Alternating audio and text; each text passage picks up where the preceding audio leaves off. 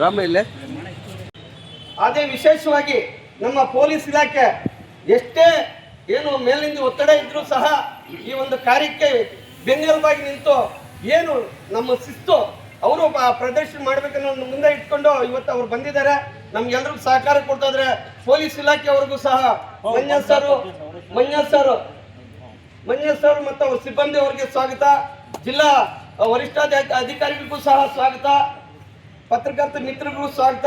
ವಿಶೇಷವಾಗಿ ಈ ಊರಿನ ಹಿರಿಯರು, ಯುವಕರು ಮತ್ತು ಹಲವಾರು ಭಾಗಗಳಿಂದ ಬಂದಿರತಕ್ಕಂಥ ಎಲ್ಲ ಯುವಕ ಮಿತ್ರರಿಗೆ ತುಂಬ ಹೃದಯದ ಸ್ವಾಗತವನ್ನು ಕೋರ್ತೇನೆ. ಒಂದೆರಡು ಮಾತು ಮಾತಾಡೋದು.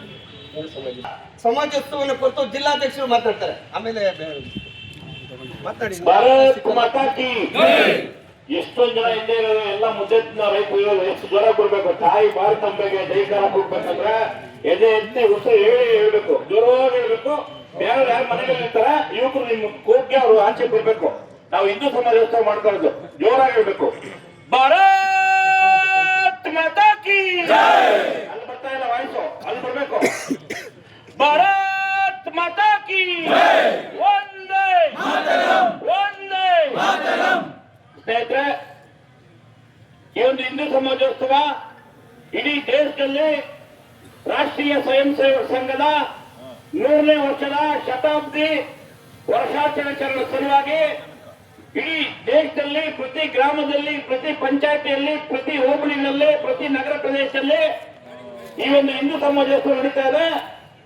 ಈ ಒಂದು ಭಾಗವಾಗಿ ಇವತ್ತು ವೇಮಗಲಲ್ಲಿ 25ನೇ ತಾರೀಕು ನಾವೇನು ಶೋಭಾಯಾತ್ರೆ ಮುಖಾಂತರ ಈ ಹಿಂದೂ ಸಮಾಜೋತ್ಸವ ಮಾಡ್ತಾ ಇದ್ದೀವಿ. ಆ ಪೂರ್ವ ತಯಾರಿಯಾಗಿ, ಪೂರ್ವ ಜಾಗೃತಿಯಾಗಿ ಈ ಒಂದು ಬೈಕ್ ರ್ಯಾಲಿ ಮಾಡ್ತಾ ಇದ್ದೀವಿ. ಈ ಬೈಕ್ ರ್ಯಾಲಿಯ ನೇತೃತ್ವವನ್ನ ಮಾಜಿ ಸಚಿವರು ಇವತ್ತೇಳ್ತಾ ಇದ್ರು, ಅಭಿವೃದ್ಧಿ ಅಧಿಕಾರರು ಅಂತ ನಮ್ಮ ಉತ್ತರ ಪ್ರಕಾಶ್ ಅವರೇ.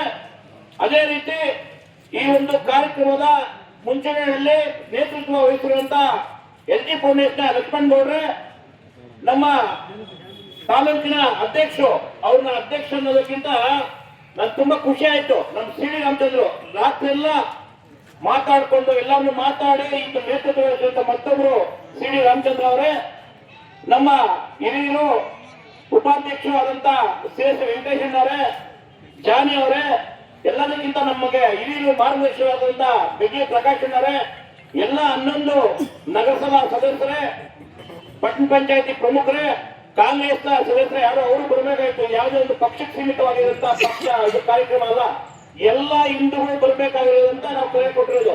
ಆ ಕಾರಣಕ್ಕೆ ಇಷ್ಟೊಂದು ಯುವಕರು ಬಂದು ಇವತ್ತು ಈ ಕಾರ್ಯಕ್ರಮ ಭಾಗವಹಿಸ್ತಾ ಇದ್ರೆ ಖಂಡಿತವಾಗಿ ಧರ್ಮನ ಯಾರು ಕಾಪಾಡ್ತಾರೆ, ಧರ್ಮ ಅವ್ರು ಕಾಪಾಡ್ತಾರೆ ಅಂತ ಶ್ರೀಕೃಷ್ಣ ಭಗವಂತ ಭಗವದ್ಗೀತೆಯಲ್ಲಿ ಹೇಳಿದ್ದಾರೆ. ನಾವು ಧರ್ಮದ ವಿಷಯದಲ್ಲಿ ಯಾವುದೇ ಕಾರಣಕ್ಕೂ ಯಾರ ಹತ್ರನೂ ರಾಜಿ ಆಗೋ ಪ್ರಶ್ನೆ ಬರಬಾರ್ದು. ಆ ಕಾರಣಕ್ಕೆ ಇವತ್ತು ಹಿಂದೂ ಯುವಕರು ನಾಯಕರೆಲ್ಲ ಸೇರಿ ನಾವು ಏನು ಇವತ್ತು ಜಾಗೃತಿ ಸಮಾವೇಶ ಮಾಡ್ತಾ ಇದ್ರೆ, ನಿನ್ನೆ ಸಾಕಷ್ಟು ಚರ್ಚೆಗಳಾಯ್ತು. ಇದು ಬೈಕ್ ರ್ಯಾಲಿ ಬೇಡ ಅಂತ, ಯಾಕಂದ್ರೆ ನಡ್ಕೊಂಡೇ ಜಾಗೃತಿ ಮಾಡ್ರಿ ಅಂತ ನಮ್ದೊಂದು ಶಕ್ತಿ ತೋರಿಸ್ಬೇಕು. ಮತ್ತೆ ನಮ್ಗೆ ಇದು ಹಬ್ಬ, ಇದು ನಾವು ಯಾವುದೋ ಒಂದು ಧರ್ಮದ ವಿರುದ್ಧ ಹೋರಾಟ ಮಾಡ್ತಾ ಇಲ್ಲ, ಯಾರೋ ಒಂದು ಧರ್ಮದ ವ್ಯಕ್ತಿಗಳ ವಿರುದ್ಧ ಹೋರಾಟ ಮಾಡ್ತಾ ಇಲ್ಲ, ಯಾವುದೋ ಒಂದು ಪಕ್ಷದ ವಿರುದ್ಧ ಹೋರಾಟ ಮಾಡ್ತಾ ಇಲ್ಲ. ನಾವು ಒಂದು ಒಗ್ಗಟ್ಟಾಗಿ ಸೇರಿ ನಾವೆಲ್ಲ ಒಂದ್ ಕಡೆ ಸೇರಿ ಹಬ್ಬದ ವಾತಾವರಣ ಸೃಷ್ಟಿ ಮಾಡಬೇಕು.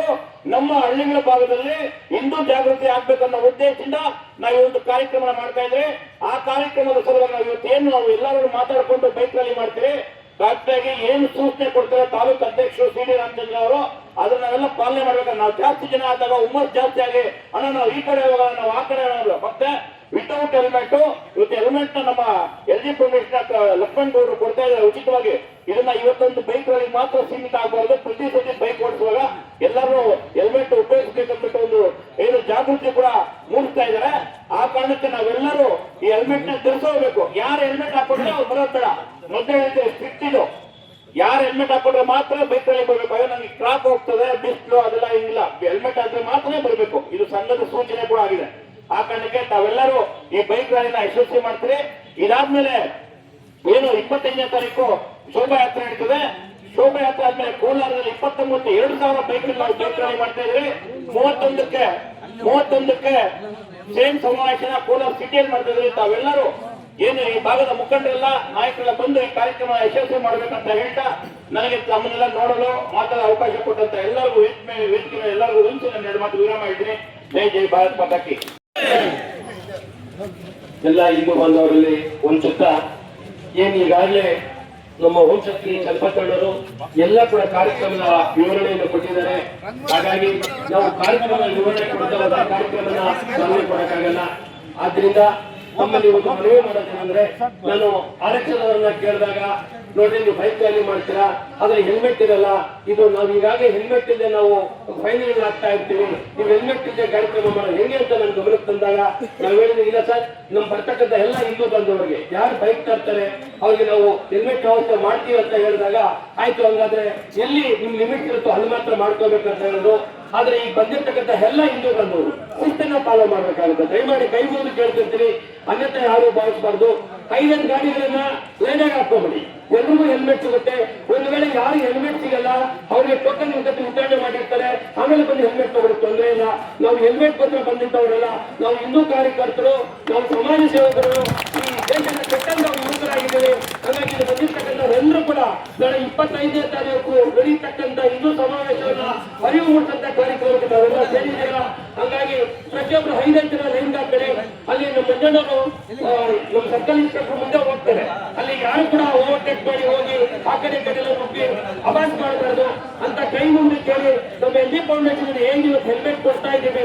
ಮುಂದಿನ ದಿನಗಳಲ್ಲೂ ಕೂಡ ನಾನು ಹೇಳಿದ್ದೀನಿ, ಇದು ರಾಜ್ಯ SP ಇದ್ದಾಗ ಮತ್ತು DC ಇದ್ದಾಗ ಹೇಳಿದೆ, ಯಾವಾಗ ಇಲ್ಲಿ ಫೈನ್ ಹಾಕಕ್ಕೆ ಶುರು ಮಾಡಿದ್ರು ಅವೇರ್ನೆಸ್ ಹೋದ್ರ ಸುಮಾರು ಒಂದು 5,000 ಹೆಲ್ಮೆಟ್ ಕೊಡ್ಬೇಕು ಅಂತ ಅವ್ರ ಹತ್ರ ಕೂಡ ಮಾತಾಡಿದ್ದೆ. ಆದ್ರೆ ಆ ಕಾಲ ಇವತ್ತು ಹೊಸ ಬಂತು.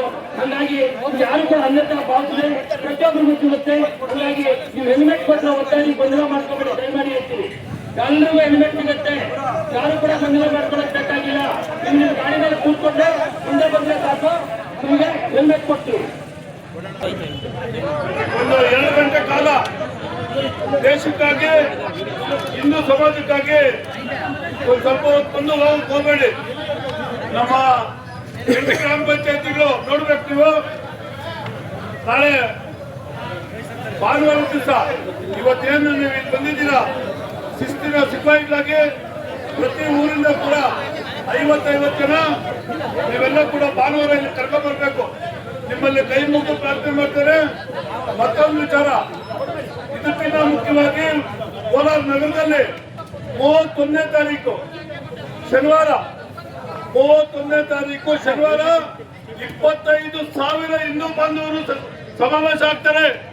25,000 ಹಿಂದೂ ಬಾಂಧವರು ಸಮಾವೇಶ ಆಗ್ತಕ್ಕಂಥದ್ದು ನಮ್ಮ ಹಿಂದೂ ಶಕ್ತಿಯನ್ನ ಕೋಲಾರ ನಗರದಲ್ಲಿ ಪ್ರದರ್ಶನ ಮಾಡಬೇಕು.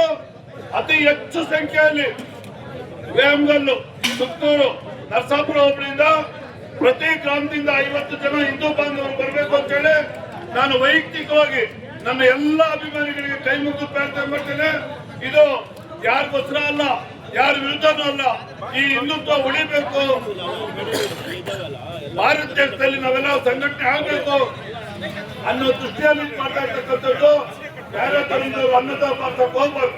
ನೀವೆಲ್ಲ ಕೂಡ ಒಗ್ಗಟ್ಟಿಂದ ಇವತ್ತು ಹೋಗಿ ಜಾಗೃತಿ ಮೂಡಿಸ್ತಕ್ಕಂಥದ್ದು. ಭಾನುವಾರ ಸಮಾವೇಶ ಇದೆ, ಶನಿವಾರ ಕೋಲಾರದಲ್ಲಿದೆ. 2 ಕಾರ್ಯಕ್ರಮಕ್ಕೆ ತಪ್ಪದೆಲ್ಲ ಬರಬೇಕು ಅಂತ ಹೇಳಿ ತಮ್ಮಲ್ಲಿ ಕೈ ಮುಗಿದು ಪ್ರಾರ್ಥನೆ ಮಾಡಿ. ಪೊಲೀಸ್ ಇಲಾಖೆಯವರು ಕೂಡ ಸಂಪೂರ್ಣವಾಗಿ ಸಹಕಾರ ಕೊಟ್ಟಿದ್ದಾರೆ. ಅವರು ಕೂಡ ನಾನು ಎಲ್ಲ ಹಿಂದುತ್ವದಲ್ಲಿ ಧನ್ಯವಾದವನ್ನು ಹೇಳಿ ಈ ಒಂದು ಕಾರ್ಯಕ್ರಮಕ್ಕೆ ಹೆಲ್ಮೆಟ್ ಎಲ್ರಿಗೂ ಸಿಗ್ತದೆ.